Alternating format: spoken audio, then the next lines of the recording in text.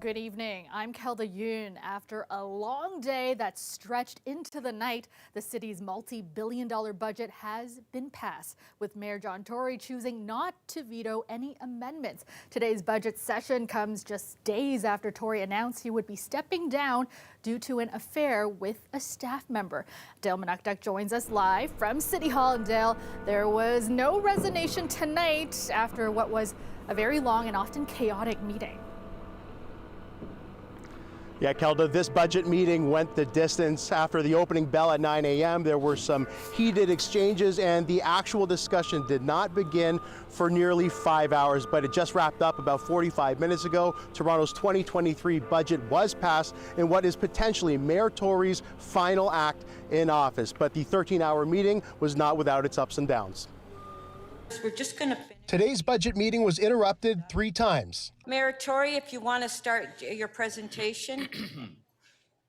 Thank you, Speaker. Okay,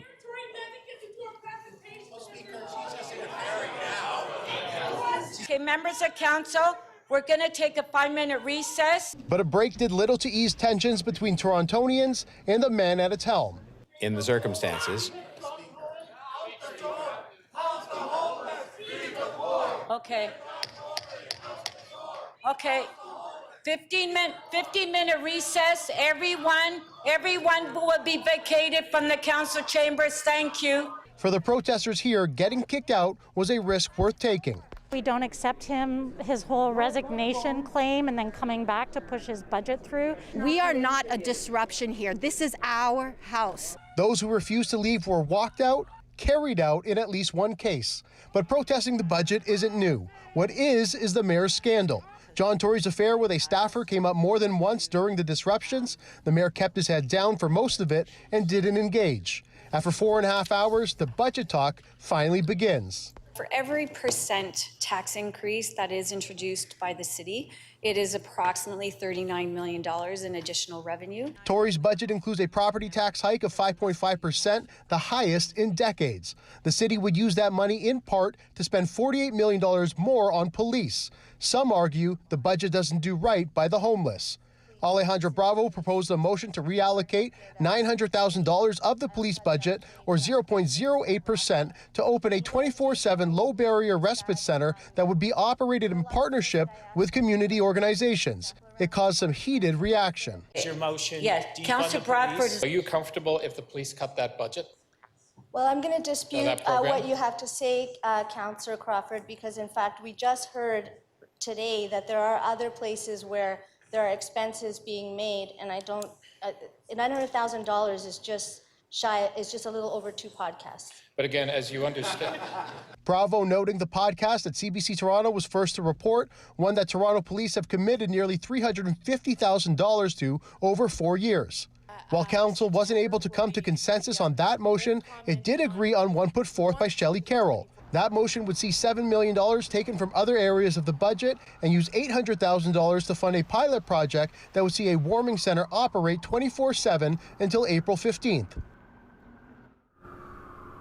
Now, Kelda, the 7 new faces on council, self-described as the Progressive Caucus, were happy to have negotiated some changes to the budget, albeit a small amount of the $16 billion. They were able to work with about $8 million. Now, you mentioned off the top that Tory did not use his veto authority, part of those strong mayor powers given by Premier Doug Ford. Here's a little bit more of what he had to say. Mayor Tory, are you resigning tonight? really happy the budget got passed, which is a great milestone. When do you intend to hand in your resignation? As you can hear, the elephant in the room remains John Tory's resignation. We do know that earlier this week that his office said that he met with Deputy Mayor Jennifer McKelvey and city staff to best figure out on how to ensure a smooth transition. So we should get details on how he plans to resign, if he does, in the coming days. Kelda. Thanks so much for that, Dale. That's our Dale Manukduk live for us at City Hall tonight. Ontario's Premier wants John Tory to stay on as mayor, and he had some colorful comments on who might come next. Doug Ford says he doesn't want a left-leaning mayor. Lorena Redekop has more on that and what the federal government is saying. Well, if a lefty mayor gets in there, God help the people of Toronto. Premier Doug Ford speaking to reporters at an announcement in Brampton. He pointed to tax increases when his late brother Rob Ford was first at City Hall as a councillor. At the time, the province had offloaded services to the city. Folks, I'll tell you, if a left-wing mayor gets in there, we're toast. I'll tell you, it'd be a disaster in my opinion. Unsurprisingly, NDP leader Marit Stiles doesn't see it that way, mentioning issues with housing, homelessness, and addictions in Toronto. You know, we have a city that's not working. It's not working for most people. So I think that should be the obsession of this premier. Not, his strong mayor powers, not keeping so-called lefties out. Ford also confirmed that if someone left of centre does take over as mayor, he'll keep the strong mayor powers in place, confirming he wants to expand them to other municipalities. He also supports Tory keeping his job. Is he the best thing that we have in Toronto? Yes, he is the best thing. And let's not upset the apple cart for a personal issue he's dealing with. No. It was a different response in Ottawa from the Deputy Prime Minister. He took responsibility by resigning. That was the right thing to do, and that was the necessary thing to do. The Prime Minister was also asked about Toronto's mayor. He was a strong partner for us. I know Toronto is facing real challenges, and I certainly hope that the current and future leadership is able to step up and make sure that Torontonians continue to get the opportunities. John Tory's proposed budget includes a shortfall that assumes more help will come from the federal government. Extra reason that he or whoever replaces him will need a good relationship with Ottawa. Lorenda Redicop, CBC News, Toronto. Premier Ford also pushing back today when he was asked questions about his daughter's pre-wedding fundraiser last summer after recent revelations that the event, known as a stag and doe, was attended by developers. Ford said it's not something reporters should be asking about. It was my daughter's stag. They went out, we opened the doors, the vast majority of people just walked through the backyard. It was a regular stag like you may have when your kids get older, Colin. But there has to be a point. You have to have journalistic integrity. The Premier reminding the media that the province's integrity commissioner cleared him of any wrongdoing over the $150 a ticket event. Ford saying he had no knowledge of gifts given to his daughter and son-in-law and that there was no discussion of government business at the event. NDP leader Marit Stiles says this all comes down to accountability. It's not about the Premier's family, but it is about the Premier's behavior and his accountability and his integrity. And there are many, many questions that Ontarians want answered. To get some of those answers, Stiles says the NDP will be bringing forward a complaint to the province's integrity commissioner. Meteorologist Colette Kennedy joins us for a first look at the forecast. And Colette, February, what? Definitely did not feel like it today. Yeah, for sure. And the third day in a row where we saw extensive records falling. And these aren't all of them, but I'm just going to go through a few of them, and I've kind of rounded these off. But just to give you an idea of some of the numbers, with Ridgetown at 15 and Harrow coming in at 13, 11 for Point Peely, Sarnia at 15, Hamilton 16, Burlington, Toronto. Yeah, it just goes on and on. Collingwood again today. Hi. Today it's 14, even warmer than yesterday. Peterborough 11, Trenton, this is at the university at 13, and Kentville at 12 degrees there. So other daytime highs, you can see even whether they were records or not, okay, still mild in Ottawa at 8 degrees. Overnight tonight, we have quieter conditions, so those very strong winds from earlier kind of letting up and easing. Then we go into Thursday and changes are coming. What goes up must come down. That includes our temperatures. So into the afternoon hours, we get into some rain showers near the coast, the lakeshore, but otherwise it's a mix with snow further to the north, and that pushes through. So this is even for the afternoon, evening commute and into the evening hours, and then it moves out overnight. So I'm going to go into more detail on how much snow, how much ice potential for freezing rain coming up, but there are some numbers that are a bit of an adjustment. Thanks so much, Colette. Toronto police are searching for a man who allegedly stabbed another man in the face with a broken bottle on the subway. Police released these images tonight. The alleged assault happened near Chester Station on Sunday just after 1 p.m. The suspect is described as 5'10", approximately 35 years old, with a medium build and light brown hair. And police are looking for a missing 84-year-old man. His name is Ratan, and he was last seen in the Kiskadee and Finch area around 7:30 a.m. on Sunday. He is described as 5'2" and 120 pounds with a gray and black beard. He was last seen in a dark blue sweater, a gray t-shirt, brown toque, dark blue socks, and dark blue slippers. The OPP are looking for a driver caught driving toward incoming traffic in Mississauga. Yesterday, police tweeted video footage of a driver driving the wrong way on Highway 403. Dashcam footage from a transport truck shows a black sedan swerving between lanes into oncoming traffic near the Hurontario exit. The driver is described as an elderly female with dark hair. Toronto police have made numerous arrests in connection with a string of armed robberies at GTA pharmacies in recent months. The police say prescription drugs were being stolen and sold on the streets. Most of the suspects under the age of 18. Greg Ross has the latest. To date, 10 arrests have been made and 60 charges laid. This was part of a joint investigation between Toronto, Peel, York, and Halton Police, dubbed Project Mayhem. This security video shows masked thieves forcing their way behind pharmacy counters in search of prescription drugs to be sold on the streets. Several of the suspects would enter each location and commit takeover-style robberies. They would rush in and make demands for both cash and narcotics. In some incidents, they used a handgun. In others, they used a knife. The 10 people arrested are accused of taking part in at least 26 robberies at pharmacies across the GTA since December. Even more troubling is the age of the suspects. 6 of the persons arrested were young people under the age of 18. 2 were only 14 years of age. One of the pharmacies hit was Courtesy Pharmacy in Mississauga. They had 2 robbery attempts in less than a week. December 31st, and then a week, not even a week after, like 4 days after, they tried to rob us again. Chris Mandato works at Courtesy Pharmacy and was there for both of the robbery attempts. He says on January 4th, one of the robbers threatened staff with a large kitchen knife. I ran over to the alarm button, set off the alarm, thought they'd be scared at that point, but they continued to try to break into the pharmacy. So as they tried to jump over, I locked the narcotic safe. And then I started running out the side door there to get help from outside. Since the last robbery in January, the Courtesy Pharmacy has locked its doors and installed a buzzer system. You actually have to ring this bell and wait to be buzzed in order to enter. The Ontario College of Pharmacists is also proposing a policy to make time-delayed safes mandatory in all pharmacies, something expected to be approved by the board next month. Courtesy Pharmacy has already installed one. I would put in my ID, my code, and then after that, this timer will say if you want to unlock it, we say yes, and then it'll count down from 5 minutes until 5 minutes is over.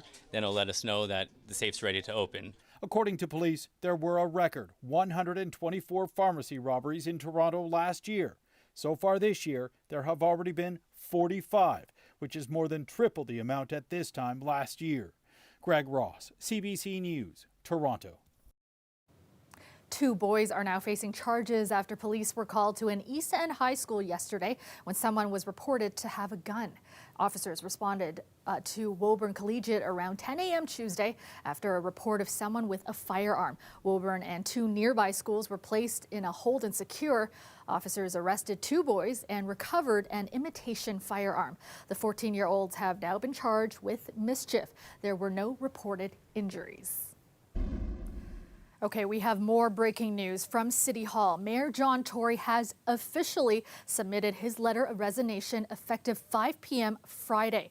Tory says he will be spending the next 2 days in meetings with Deputy Mayor Jennifer McKelvey and city staff to continue to ensure an orderly transition. His letter reads, "I want to thank the people of Toronto for trusting me as mayor since 2014. I continue to be deeply sorry and apologize unreservedly to the people of Toronto and to all those hurt by my actions without exception. This has been the job of a lifetime. And while I have let many people, including myself, down in this instance, I have nonetheless been deeply honored by the opportunity to serve the people of this wonderful city for more than 8 years. And I hope I achieve some good for the city I truly love. In other news, the commissioner of the RCMP is stepping down. Brenda Lucki says she's retiring and leaving the force March 17th. Lucki was sworn in as commissioner in 2018, the first woman to lead the RCMP. In a letter today, she said she's accomplished a lot of her goals to modernize the service and increase accountability. In her statement, she said the RCMP has been addressing systemic racism and working to create a safe and equitable workforce. Lucki faced her share of criticism during her term. She was accused of political interference during the inquiry into the 2020 mass shooting in Nova Scotia. She was also criticized over her choices during the convoy protest. Alberta's Justice Minister said Lucki didn't inform the federal cabinet about all the law enforcement options before the Emergencies Act was invoked last year. A provincial by-election has been called for Hamilton Centre. Voting day will be on March 16th.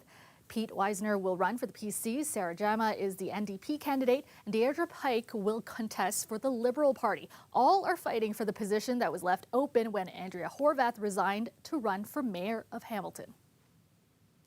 Well, she's an athlete and now model who is redefining beauty standards. After struggling to love her own body, Allison Lang is now helping those with disabilities embrace theirs. Meg Roberts has her story. One thing about 29-year-old Allison Lang, she has a lot of goals. Practicing here at the Toronto Pan Am Sports Centre, she's a day closer to achieving some. I really want to become a Paralympian. It's at the top of my list. Born missing her fibula, it prompted doctors to amputate the undeveloped part of her left leg. She was in her mid-teens when she was introduced to sit-down volleyball and competes now for Team Canada. When I was really little, I didn't even know the Paralympics existed, which is sad because I've been disabled my whole life. The lack of representation she saw as a child propelled her to become it. In fact, so visible you can see her from the corner of Lakeshore Boulevard and Bathurst Street as one of the new faces of the Joe Fresh activewear line. It's a little bit surreal for me because, I don't know, like I said, I never used to see people like me in advertisements. But in order to understand the proud disabled woman Lang is today, you have to go back to the beginning of her story. I was severely bullied when I was younger, both emotionally and physically. It got to be too extreme for me, to the point where I was going home and I told my parents, like, I didn't want to be here anymore, I didn't want to be alive anymore. And yeah, it's really hard, like being a young girl with something so visibly different that you can't hide or, you know, change about yourself. And after years of trying to do just that, she realized she was better off being her true self, which has lended itself to a career she couldn't have pictured doing years ago. To be honest, I never set out to be a model. But now she shop for clothing stores Ardennes and Noise, Via Rail, and most recently, Joe Fresh. When you look at that picture, what do you think? When I first saw it, I'm not gonna lie, I cried. I bawled my eyes out, and I think that image is so powerful. A lot of people don't think that disabled people can live this fulfilling lifestyle. And I truly hope that anybody that's struggling, disabled or not, if they see that image, they'll be like, if she can love her body, accept her body, show her body, so can I. Meg Roberts, CBC News, Toronto.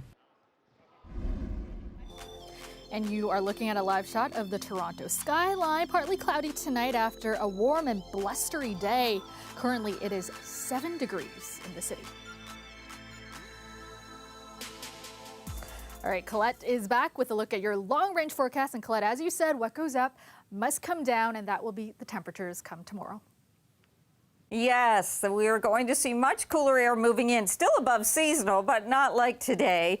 And, you know, the other thing that's happening, and this is a positive in terms of seeing those winds easing for us as well, so not nearly as strong as we go into the overnight hours. We're picking this up for 7 a.m. tomorrow, and we'll still have dry conditions through the lower Great Lakes area, but that will change into the afternoon before lunchtime, even back towards Windsor and even over towards Chatham-Kent. We'll find this Sarnia as well, and there it'll be some mixed precipitation precipitation. And by the time, even though there'll be some sunny breaks in here, not a bad start to the day, really, back towards the GTA, by the time we get to that afternoon, evening commute, we're looking at a mix moving in, and there is the potential that there could be some ice in here, some ice accretion, freezing rain, and that's enhanced a little more as we get past midnight and into eastern Ontario, but still the risk is there for the GTA. Close to the lakeshore, so often we know the temperature, that push of the freezing line moves us into the milder side and it becomes rainfall, and so that'll be more likely for the city here. And then on the backside, as it moves through and colder air filters in, a little bit of light snow, a trace to a centimeter or two for the GTA. Further north, it's a bit more significant. And then it moves out by the morning hours on Friday, but it leaves behind colder air in place. Here's where we could see some more significant accumulation, being in that 5 to 10 centimeters, or even where it's enhanced by the lake a bit more. But this is why I'm talking about more like a trace to a few centimeters back towards the lakeshore, especially with that mixing. The greatest chance or region where we could get some ice accretion, so some of that buildup, those are the risk areas. It's on the smaller end of the scale, so just something to be aware of. And again, I'd watch that into eastern Ontario if you have any traveling to do, but the roads are just going to be a little messy and slower for us later on Thursday and through the overnight hours there. Temperatures are going to be falling off down close to freezing or at freezing for the overnight. Thursday's high just 4 degrees, then the colder air moves in with the lows, and Friday's high just -3. But then look what happens. Here we go, Kelda, rebounding into the weekend. Thanks so much. Finally tonight, getting around in the cold and snow of a Canadian winter can be tough, especially for people with mobility issues. But a man in Saskatoon is blazing new trails with a clever modification he made to his walker. And I'm the creator of my skedaddle, which gives me the freedom of mobility in the winter.